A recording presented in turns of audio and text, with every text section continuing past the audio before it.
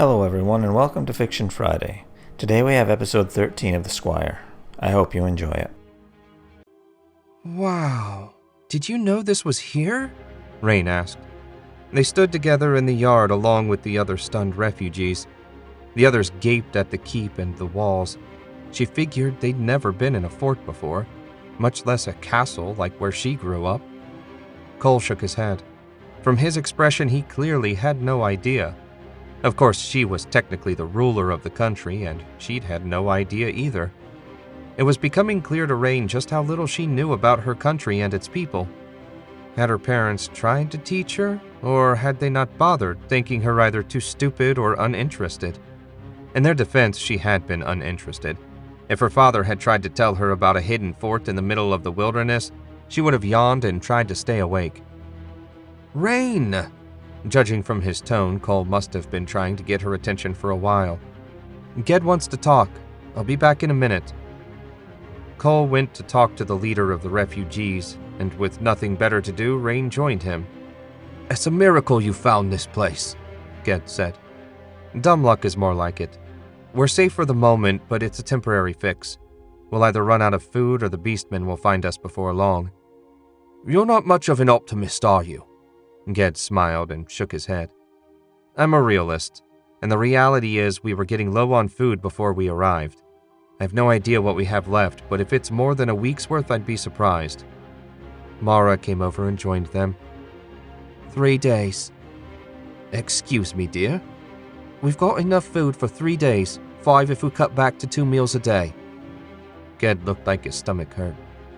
I thought we had more. He turned to Cole, almost pleading. That look said everything about how little leadership experience Ged had. If a teenage boy looked like the best hope he had, he must be desperate indeed. Cole scrubbed his hand across his face and Rain smiled. She'd seen him do that often enough to realize he had an idea. She just hoped it was a good one. All right, we need to cut back on the food. I'll check the weapons and teach everyone strong enough how to use the crossbows. 2 days from now, I'll head out to find the beastmen. Cole took a deep breath and let it out in a long sigh. And I'll lead them back here. Ged and Mara raised their voices to object, but Cole raised his hands. Let me finish. We can't leave the fort until we eliminate the beastmen. When we're ready, I'll lead them here and everyone will open up on them with the crossbows. We kill them until there are none left alive or they run. If none of them come back, we leave by the tunnel and make our way to Doric's Keep as fast as we can. Is that the only way? Ged asked. We aren't warriors. Fight or starve, my friend. Your choice. Cole clapped him on the shoulder. Relax. I could even teach Rain to shoot a crossbow with reasonable accuracy in a day. I'm sure you and your friends can learn just as well. Cole left a slumped, defeated-looking Ged standing in the yard and headed toward the keep.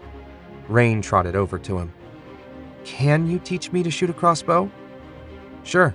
Point it at your target and pull the trigger. A few hours practice and you should be able to hit a beast man. In a year, you might be a master. I want to learn. What? Cole stopped and turned to look at her. I want to learn how to fight. I'm sick of being the helpless princess that needs rescuing.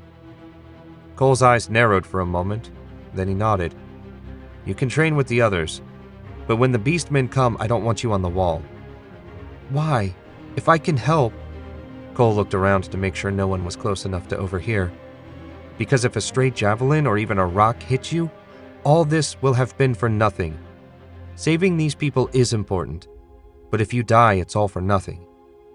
Rain looked away. He had a point, but she hated to admit it. Rather than argue, she said, What if they come through the tunnel? We should be so lucky. 2 men and a boy could defend that narrow entrance. In fact, I intend to put a couple of the old men in place to watch it. Cole continued on toward the keep and Rain watched him go. He seemed confident, like he knew what to do. What would it be like if Callion were here in his place? Zarin walked through the crude prison the beastmen had built in the castle basement. They'd herded several hundred prisoners in the cells, and every few days they picked half a dozen to roast for the day's meal. The dark caster liked to walk through the dank chambers every day or two to soak up the despair and pain of the prisoners, the bleak emotions nourishing him in a way food and drink no longer could. "Release me this instant!" Zarin stopped and turned toward a whiny, demanding voice. It had to belong to a noble, though he thought they'd all died in the initial assault. He followed the voice deeper into the dungeon until he found a slender youth attempting to fight off the wolfman that had selected him to be part of the night's meal. One look at the smooth skin and straight teeth and Zarin recognized the boy for a noble. "Leave that one alone for now," Zarin said. What prompted him to spare the boy? Instinct? Intuition, perhaps? He recognized the feeling and had learned to trust it over the years. "Put him in a cell by himself." The wolfman nodded and got a hold of the boy's hair. The massive beast man yanked the slender youth out of the cage without difficulty. "Do you know who I am?" the boy said. "With the royal family dead, my father is next in line to be king." Zarin would have smiled if his host body still had lips. "To be a king requires a country. I've smashed this one beyond repair. Not to mention the princess survived. Still, perhaps I should pay your father a visit next, just to be certain. What's your name?"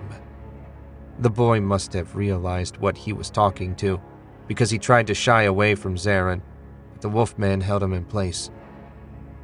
"Callian Corvosa. Rain survived?"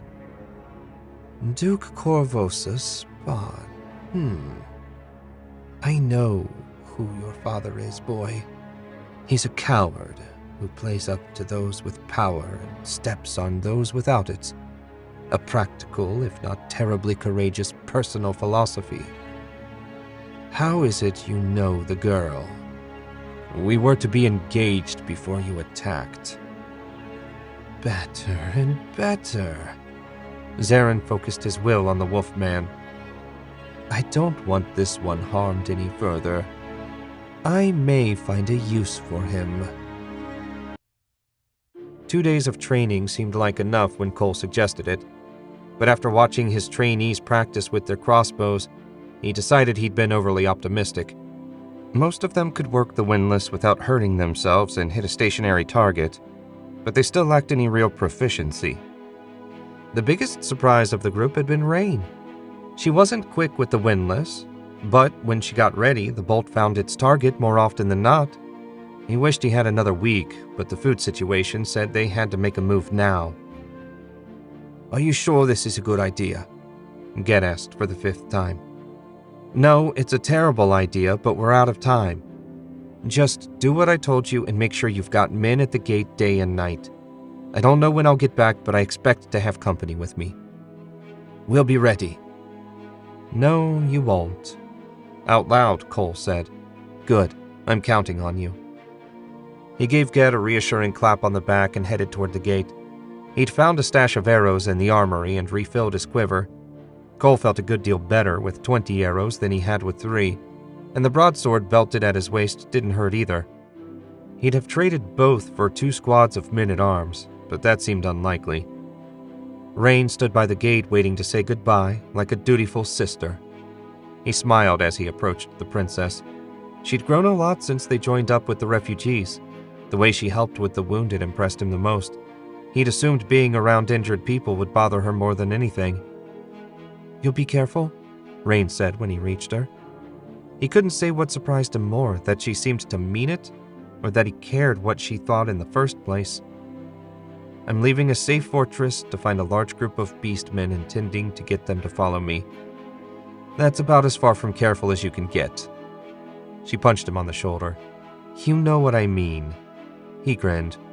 "Don't worry, princess. I've still got a mission to complete. You won't be getting rid of me for a while." She kissed him on the cheek. "I'll hold you to that." She turned and walked back toward the keep. Cole rubbed his cheek. Where had that come from? He couldn't think about it now. He slipped out the gate and entered the forest. The beastmen wouldn't be waiting on the ridge, so he'd have to go hunting for them. Cole's gaze never stopped moving as he worked his way through the trees. The beastmen must have other scouts out looking for them.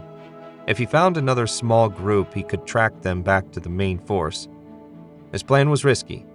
If they had a bigger force than he thought, the refugees would be overrun in minutes, walls or not.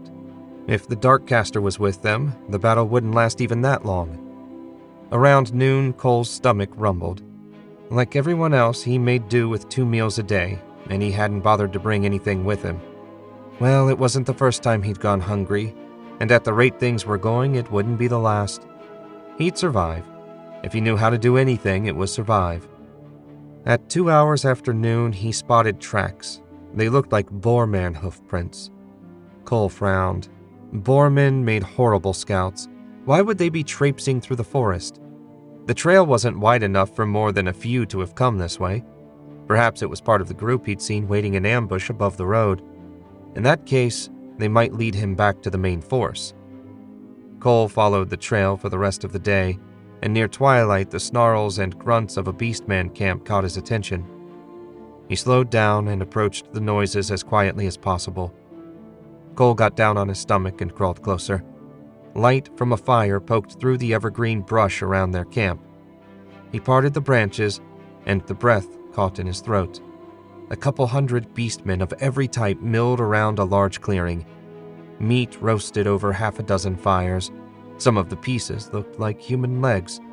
His hunger vanished at the sight. If he led this many beastmen back to the fort, the refugees would be in for a desperate battle. On the other hand, if he abandoned the plan, they went back to the same old problem, how to get past the beastmen. He frowned and tried to think. The fortress lay 3 days from the Lord's Keep. If they gathered the beastmen at the fortress, then fled back through the tunnel, they'd get enough of a head start. Damn it.